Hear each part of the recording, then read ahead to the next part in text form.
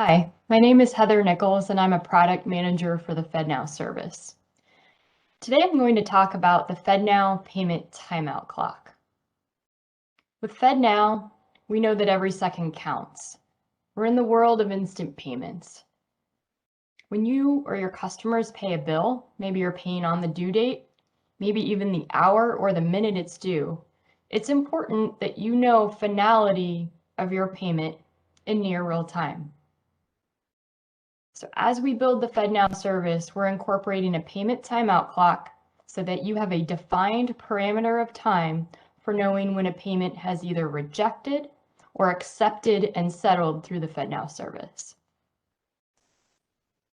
So today we'll talk about the timeout clock, why it's important to you, how it works, how it incorporates into our payment flow, and we'll talk about some specifics to consider as a receiving institution. Let's start by understanding the FedNow timeout clock. So again, the timeout clock is a very important tool in ensuring we're processing instant payments in near real time. We're providing this parameter so that you know your payment should either be rejecting or accepting and settling within a defined period of time. And for FedNow, the timeout clock is 20 seconds. Within this 20-second timeout clock, 5 seconds are allocated to the receiving institution for their response to the FedNow service. I'll talk about that in a bit more detail. Keep in mind, payments that take the full length, the 20-second timeout clock, we see those as edge cases. We expect the vast majority of payments will settle in just a few seconds. But again, this 20-second timeout clock provides you a very clear parameter for the finality of your payments, your transactions. The timeout clock applies to the 3 payment messages or the 3 payment flows that are covered by the FedNow service. The first one being the customer credit transfer. In the world of ISO 20022, we know this as the PAX 008 payment message. It also applies to the financial institution credit transfer, and that's the PAX 009 message. Finally, it applies to the payment return, and that's the PAX 004 message. So why is the timeout clock important to you as an institution utilizing the FedNow service? As a sending institution, you will know in a reasonable amount of time, this 20-second time period, whether your payment message is either being rejected or accepted. If your payment message is rejected, you can send a new unique message. If you don't receive an acceptance or rejection within this time period, you can also send a payment status request. And for payment status requests, we recommend you wait 25 seconds. So 5 seconds after the payment timeout clock would have expired to ensure that transaction is truly finalized. As a receiving institution, it's important for you to understand the reserved 5 seconds within the 20-second timeout clock that's dedicated for your response to FedNow on whether you want to accept or reject the payment.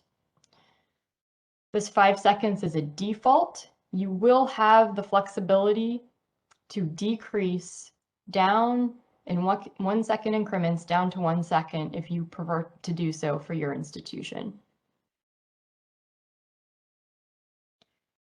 For both institutions, it's important that you use a reliable time server. If your timing is off even by a few seconds, your transactions could time out through the usage of this payment timeout clock. So let's talk about how the payment timeout clock will work. First, when does the timeout clock start? So within the business application header of payment messaging, there is a field called the payment creation date time. This is something we also call the timestamp of the payment. We start the timeout clock based on this field, regardless of when the FedNow service receives the message. And this is to account for if there's any latency and that sending institution sending a payment into the FedNow service. There's a possibility if that institution is experiencing latency, that payment may time out before it even reaches the FedNow service. And in that case, we would then reject the payment message when we receive it. Throughout the payment processing flow, we continue to check the timeout clock. So if we exceed that 20-second parameter, we're going to reject due to timeout. The FedNow service has a cycle date rollover every day, 7 days a week. Keep in mind, transaction processing, payment settlement is not impacted by this rollover. Therefore, the timeout clock also is not impacted. Transactions will continue to process, will continue to apply the timeout clock, even when we're in process of doing the cycle date rollover. When does the timeout clock stop? So as we're processing the transaction, we send the payment message to the receiving institution. The receiving institution responds. Either they accept the payment or they reject the payment. When we get that response, that's when the timeout clock stops. There is a possibility that if the receiving institution takes too long to respond, the transaction will time out and we will send out a rejection due to timeout at that point. Once we get the acknowledgement, the timeout clock has stopped, we move forward either with rejecting if the receiving institution is rejecting the payment or settling the transaction if they're accepting. So settling and sending out acknowledgements and the advice of credit, that's not impacted by the clock at that point because the timeout clock has stopped when we receive that acknowledgement. It's helpful to emphasize the start and the stop of the timeout clock by using our visual on the payment flow. So take a look here. We can see how the payment message comes into the FedNow service. Again, it starts based on the timestamp of that message. We process, we send the message on to the receiving institution. The clock will stop when we receive their response. The timeout clock expires at that point, or if it has already expired before we receive the response from the receiving institution, we'll send out a rejection. Otherwise, if they're accepting the payment, we go forward with settlement. So step 6 and then step 7 to send out the acknowledgement and advice of credit are not impacted by the timeout clock.